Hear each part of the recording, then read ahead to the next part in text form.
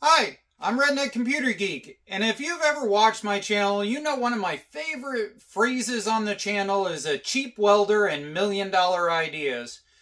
When it comes to cheap welders, you really can't get any cheaper than the Vevor 130 that does both MIG welding, flux core, and it does a basic stick welder function.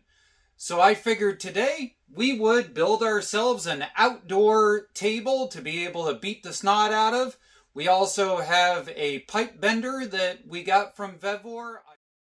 John wants to see if he can manage to bend something just because. So at this point we've got a bar locked in. Okay, John, see if you can make it bend. Uh-oh. The whole vise is moving. Well, that's the whole point. You're supposed to have leverage.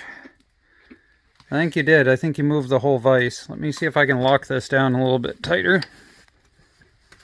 Okay. Lock this one down a little tighter. Okay. Try one more time. Nope, the vise is moving instead of the item.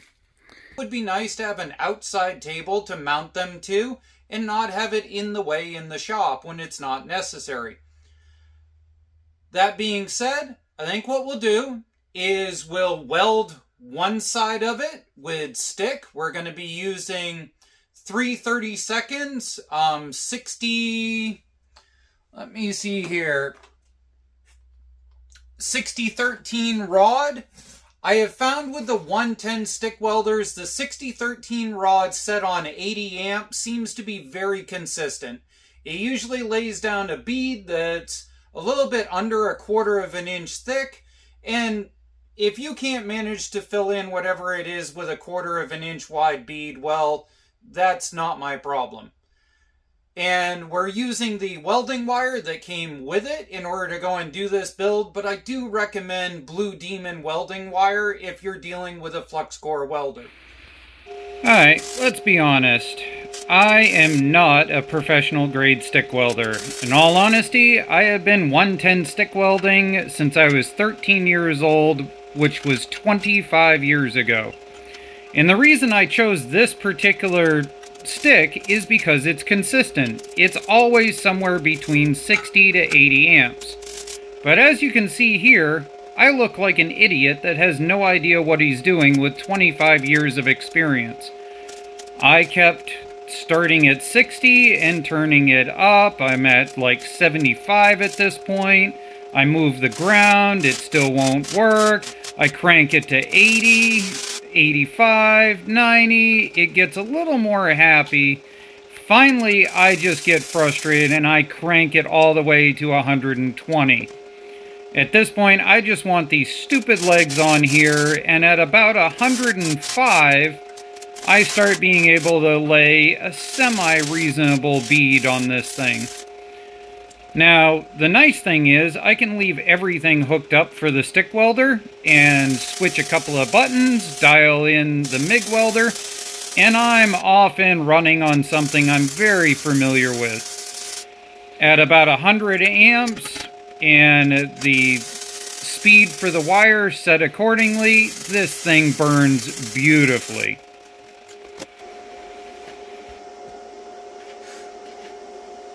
Well, there we go. We'll grab a hammer and we'll smack it a couple of times and clean it up and see what the welds look like.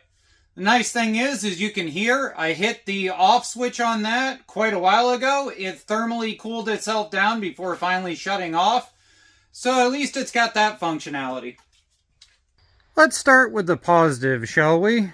On the MIG side, with it set for about a 7 on the wire speed and about 100 amp or so, this is pretty respectable. Now, do keep in mind we're using the wire that came with it. And if this was Blue Demon, I bet it probably would look a little bit nicer. At the end of the day, it's flux core. Yet again, we did a bunch of stitching across this in order to fill it in. And that came in pretty good. And down in here, that went pretty good. Now let's talk about the ugly duckling side of this. When we started out, we know that that rod on most standard machines usually is about a 60 to an 80 amp rod. So we tried 60 to 80 amps and we monkeyed around with it and we got it to fire at about 85. And then we got it to fire again at about 85. We got it to fire again at 90. In pure frustration, we cranked it all the way to 105 and a little bit in the 120 category. At 105, it seemed to be pretty decently happy. But that's way off from the 80 amp that it really should be. So I think what we're going to do is we're going to give the stick welder side a second chance. We're going to set it for 105 so that we can weld that, weld this, and weld the other end. That way I have a nice surface for being able to roll over pieces of sheet metal and also being able to bolt things down onto, like, say, the pipe bender that we have over here that we're going to be using for a bunch of other projects. Also, on this channel, we don't do prissy welder testing. We do junkyard welder testing. Is the metal rusty and should be polished up? Yes, but let's get real. That's not what you use a flux core welder or stick welder for in the field. Well, let's grab a close-up. We've got not too bad, junk,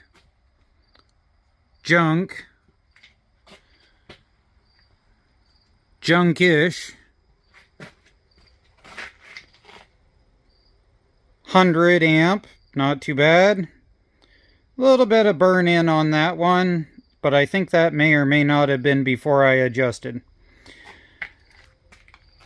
So is it a pretty stick welder? No. Will it get the job done? Yes. Is it definitely a far better MIG welder? Oh yes. I would say for the cost of it, that is definitely worth it for the MIG welding side of it. The fact that it has a lift TIG option that I can eventually get into is really nice. See, this right here is the real beauty of a flux core welder like this, and when it really shines. We're out here, the wind is blowing, no care about grabbing a grinder and cleaning up anything. Just let it burn right straight through all that rust, and good to go. Now, I've got those marked out. I need to dig them about a foot deep so we can sink the table and then cement it in place. We interrupt this video with Mother Nature, who decided that she was going to piss on this project. So obviously that's all welded together. It just needs to get cemented in and we'll have our table. I think we should finish this video out with some random pieces of scrap metal and welding up different thicknesses using the MIG side of this with the provided wire. Now, this is the thickest flux core wire that you can have in this. If we were running the 30, it would probably do better. Just a little foreshadowing here, but let's give it a shot. Here we go. We've got quite the menagerie of different thicknesses and sizes and everything in order to try here. Now we're going to use this as our base block, and as you can see, all we've done is cleaned up just a tiny little bit. The selling point to a flux core welder is that as long as your ground is good, it doesn't care. Now one thing people are going to notice is that that ground is not anywhere that I can get to with this clamp. That's because we're going to start off with the old welder trick of a stud or a bolt or something on the end of it tacked into the side of our project. This is a really common trick in the Rust Belt for dealing with rusted exhaust systems, a rusted section of frame, or something like that. As always, your ground with flux core is everything. If you can get a good ground, it doesn't matter how rusty it is, it'll burn through it. So we're going to fire things up. We're going to tack a whole bunch of different things on here, maybe do a couple of seam welds. We've got some simulated exhaust pieces here. So I figure we'll do one right in the center. Then we'll try and do a butt weld on this one. And then maybe an insert weld to simulate exhaust. As you can see, these are pretty thin. We've got a skewer here for the heck of it, a little flange piece in order to simulate tacking it on and then being able to have a piece to bend over to clamp something down. Little piece of square stock, another piece of slightly thicker square stock. Random electrical bracket thing that you probably would plug weld onto something. And this is strapping that we all have used for all kinds of things in order to fix stuff. And I use this all the time. This is actually a gas tank mount for one of my projects for a temporary thing. But what I'll do is I'll bend it around the object that I want to hold. And then I will plug weld those right directly to something. So I think that's what we're going to do with that piece. And all in all, we're just going to see what we can dial in and do. So right now, we've got it cranked up to some of its higher settings. So we're going to start off with this. So let's click it on here.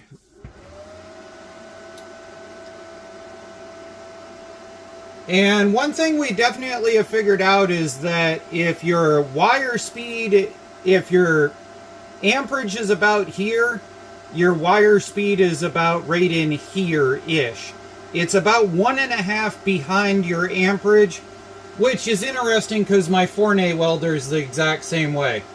So we're going to set it for 100, and we're going to set the wire speed 1.5 on the dial behind that, and see if we can get this grounding bolt put on.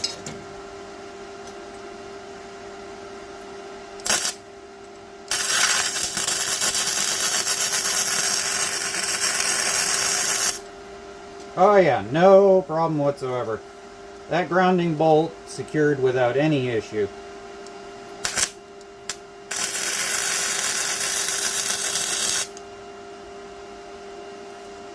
Alright, so that did burn in a little bit deep. So I think before we tinker with the exhaust flange type idea, we're going to drop to 75. Yet again, setting our wire speed down to a little below. Okay, let's see if we can tack this in. We're not going to bother with rust. We're just going to go right through this.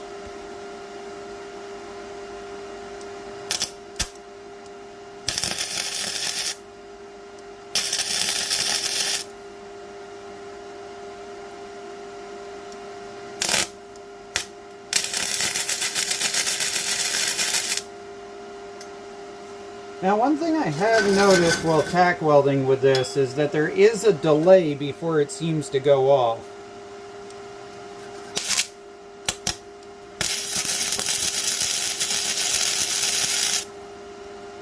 So, there is a little bit of a delay, which is kind of irritating when you're tack welding, but not sure about the rest.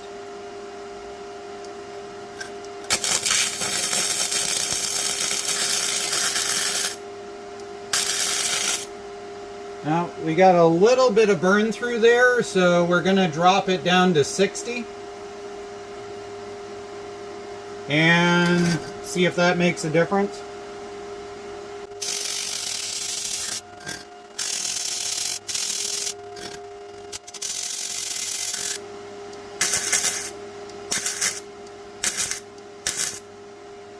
Alright, right there, we've got, see if I can position this.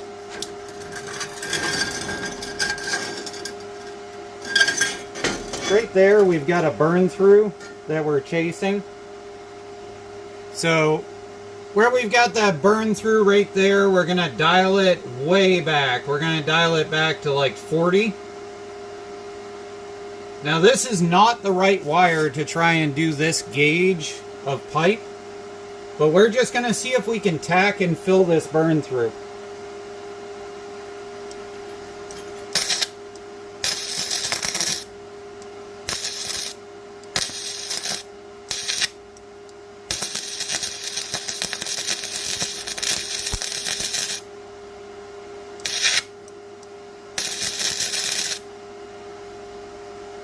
Alright, well that's not sexy by any means, but we did manage to tack and fill the burn through. We're going to put it back up to 60. And see if we can finish the line around here.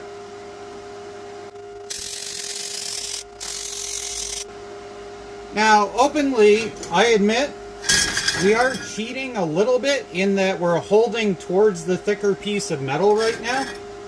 So let's make it a situation we can't cheat on.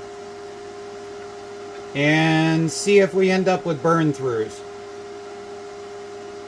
So we've got a butt splice here.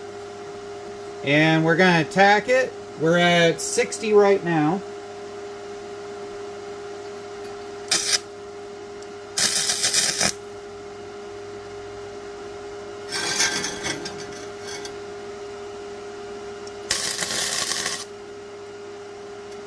Alright, so with this 35 wire, we're burning through at 60. Let's come back down to 45 and see if we can tack it.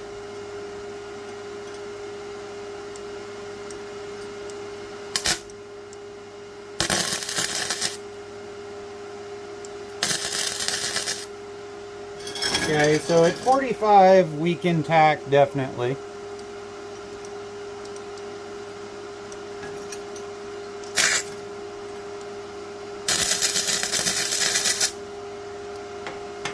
Alright, so I don't know if you can see that on camera. Let me grab a pair of pliers here.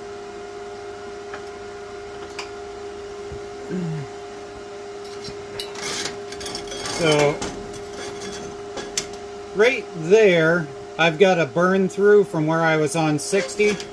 So we're going to start there, and we're going to see if we can fill that and do a seam down across here.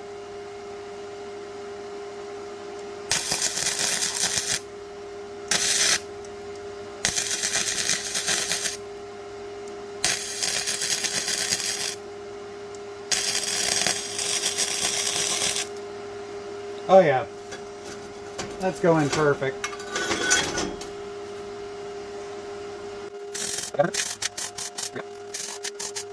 Alright, so we burned through twice. We're going to turn it all the way down into 35. And go from there. Oh yeah, at 35, that just goes right along. This and doing a full weld all the way around, I just want to stick it in there and see if we can do a couple of gap fills and just be happy with that.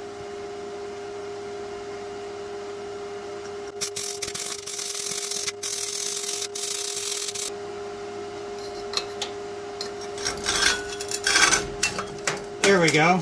So as you can see, we got a nice gap fill in there. We're at 35 to do that gap fill.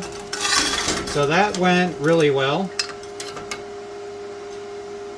While we're at this really low 35, for the heck of it, let's see if we can dab this thing on here.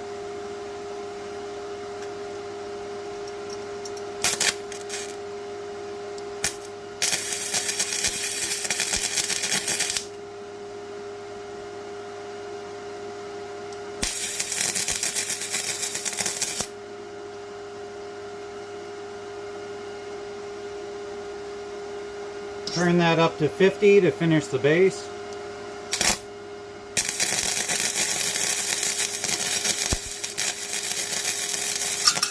And I burned it off.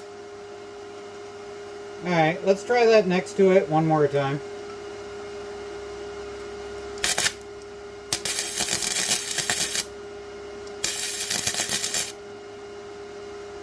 we go.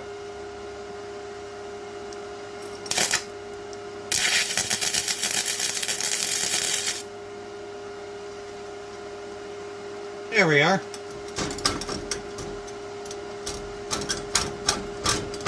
Alright, so tack welding that was more than doable. Let's tinker with the idea of plug welding this. So yet again, we're not going to bother with cleanup of any type. That's the reason why we're using flux core. So we're going to hold this down. We're going to try and plug weld that one.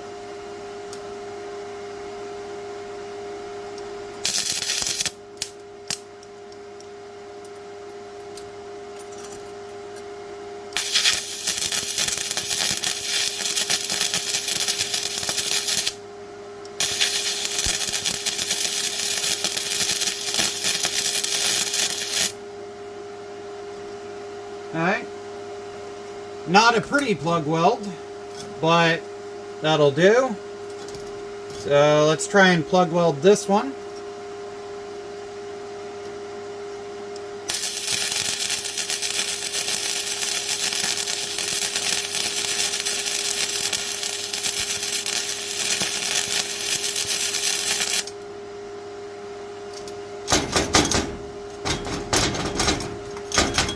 Alright, that'll work.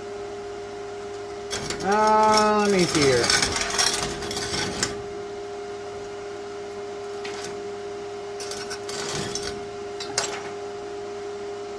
Let's crank it up to 75, where this bracket is thicker. And let's see if we can just plug weld the end of it and have it stick off of here.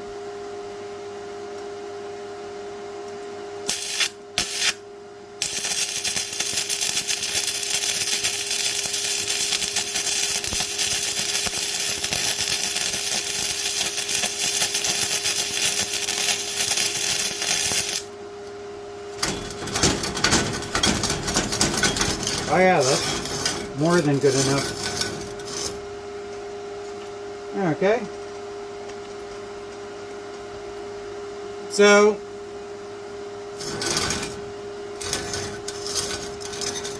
and we've got our little tabby piece here. So I think what we're going to do with our tabby piece is we're going to simulate doing a burn-in through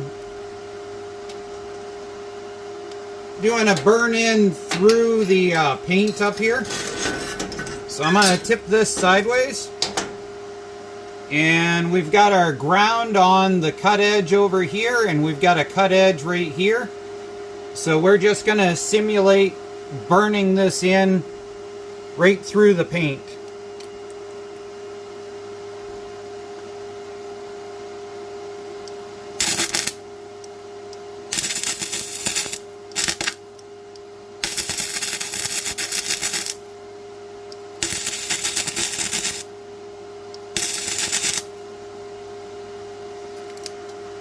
Alright.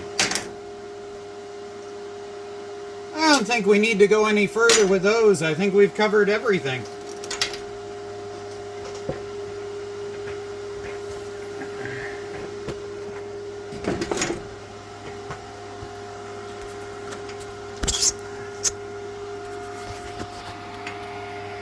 Got our bracket burnt in.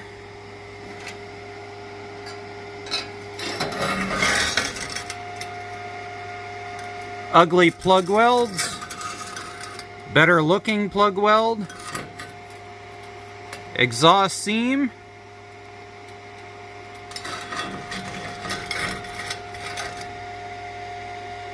joint and fill seam,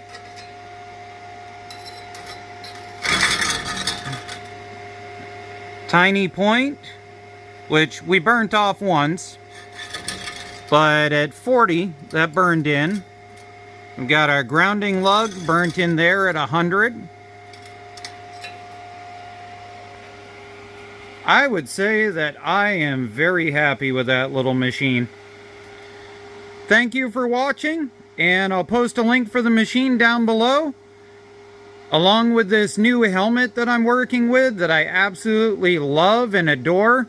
But I'll also post a link down below for this helmet, This is a $35 to $40 helmet on Amazon that I also love and adore. Whatever you do, avoid these ones. I don't know what it is about those, but they burn out the batteries in them in under 6 months. And yeah, leave me a comment down below. What do you think about this thing?